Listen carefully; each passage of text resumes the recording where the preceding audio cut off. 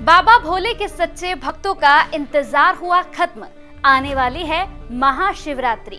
मंदिर हो या घर, हर तरफ गूंजेगा बस एक ही नारा, बम बम भोले। नमस्कार, मैं हूं कंचन, स्वागत करती हूं आप सभी का इस आध्यात्मिक यात्रा में। महाशिवरात्रि आने वाली है। बहुत से लोग कंफ्यूज हैं कि आखिर महाशिवरात्रि कब है। बहुत से भक्त ऐसे हैं जो बार बार महाशिवरात्रि की महिमा का बखान सुनना चाहते हैं और भोलेनाथ को अपने निकट महसूस करना चाहते हैं। तो चलिए आज इस वीडियो में जानते हैं पंचांग के अनुसार महाशिवरात्रि की शुभ तिथि कब है और कैसे भोले के भक्त अपने भगवान की कृपा पा सकते हैं। सनातन धर्म का प्रमुख त्योहार महाशिवरात्रि पूरी तरह से भगवान शिव को समर्पित है। धार्मिक ग्रंथों में फाल्गुन महीने की कृष्ण पक्ष की चतुर्दशी तिथि को शिव की महान रात्रि कहा जाता है और इस बार महाशिवरात्रि 26 फरवरी को है। हिंदू पंचांग के अनुसार फाल्गुन माह के कृष्ण पक्ष की चतुर्थी यानी 26 फरवरी को सुबह 11:08 पर होगी। वहीं इस तिथि का समापन अगले दिन यानी 27 फरवरी को सुबह 8:54 पर रहेगा। आपको बता दें कि इस दौरान निशिता काल की पूजा का महत्व है। इस दिन शिव भक्त उपवास रखते हैं, रात्रि जागरण करते हैं और भगवान शिव के प्रतीक शिवलिंग का पूजन करते हैं। धार्मिक ग्रंथों के अनुसार इस दिन भगवान शिव और माता पार्वती का विवाह संपन्न हुआ था। इसीलिए शिव शक्ति संयोग पर लाखों कुंवारी कन्याओं की इच्छा होती है कि उन्हें अच्छा वर मिले और जो सुहागिन महिलाएं हैं उन्हें पति की लंबी आयु का वरदान मिले। आपकी भी कोई इच्छा है तो भोले बाबा की कृपा आपको भी मिल सकती है। महाशिवरात्रि की रात को चंद्रमा और पृथ्वी के बीच गुरुत्वाकर्षक बल का प्रभाव बहुत ज्यादा रहता है।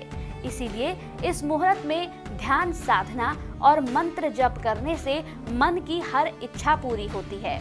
आइए अब महाशिवरात्रि से जुड़ी रोचक कथा सुनते हैं। शिव पुराण के अनुसार महाशिवरात्रि की रात भगवान शिव अपने सबसे उग्र और शक्तिशाली रूप में होते हैं।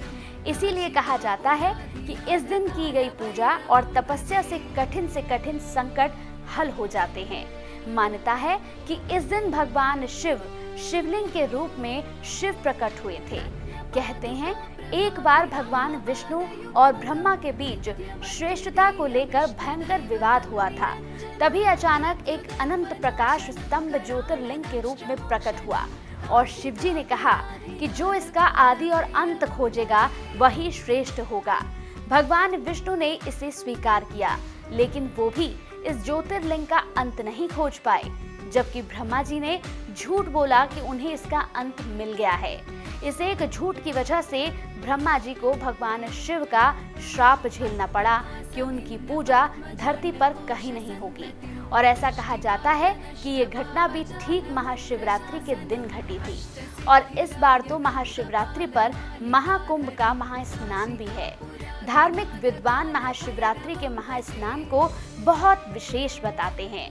इस दिन नागा साधु भगवान विश्वनाथ की नगरी काशी में धुनी रमाते हैं। कहते हैं इस दिन गंगा में स्नान करने वाले को हमेशा हमेशा के लिए मोक्ष की प्राप्ति हो जाती है। महाशिवरात्रि से जुड़ी एक और मान्यता है। कहते हैं जब समुद्र मंथन हुआ था तब उसमें से निकलने वाला हलाहल विष इतना जहरीला था कि इससे संपूर्ण सृष्टि का विनाश हो सकता था, लेकिन इस विष को ग्रहण करने वाले केवल आदिदेव महादेव थे। भगवान शिव ने सभी प्राणियों की रक्षा के लिए इस विष को अपने कंठ में धारण किया और नीलकंठ कहलाए। भगवान शिव की कृपा पाने के लिए आप शिवगढ़ भी इस दिन व्रत का संकल्प लेकर सुबह जल्दी उठकर स्नान करें, शुद्ध सफेद या पीले वस्त्र पहने, व्रत का संकल्प लें, फलाहार या निर्जला जैसी इच्छा हो उस अनुसार उपवास रखें। शिव मंदिर जाएं या घर पर शिवलिंग की स्थापना करें, गंगा जल या दूध से अभिषेक करें। आप दही, घी, शहद और गन्ने के रस से भी स्नान करा सकते हैं। बेलपत्र, धतूरा, भांग, चंदन, अक्षत और सफेद फूल चढ़ाएं। ओम नमः शिवाय मंत्र का 108 बार जाप करें। भगवान शिव की आरती करें और रात्रि जागरण करें। ध्यान रखें, महाशिवरात्रि की पूजा में रात्रि के 4 प्रहरों में शिवलिंग की विशेष पूजा का महत्व होता है। पहला प्रहर में भोलेनाथ का दूध से अभिषेक करें, दूसरे प्रहर दही से, तीसरे प्रहर घी से और चौथे प्रहर शहद और गंगा जल से अभिषेक करें और रात्रि जागरण अवश्य करें। भोलेनाथ खुद तपस्वियों के तपस्वी हैं। महाशिवरात्रि का पावन पर्व उनकी तपस्या है। आपकी तपस्या पूर्ण हो और आप सभी को भगवान शिव की कृपा मिले। इसी कामना के साथ आज के लिए इतना ही। हर हर महादेव।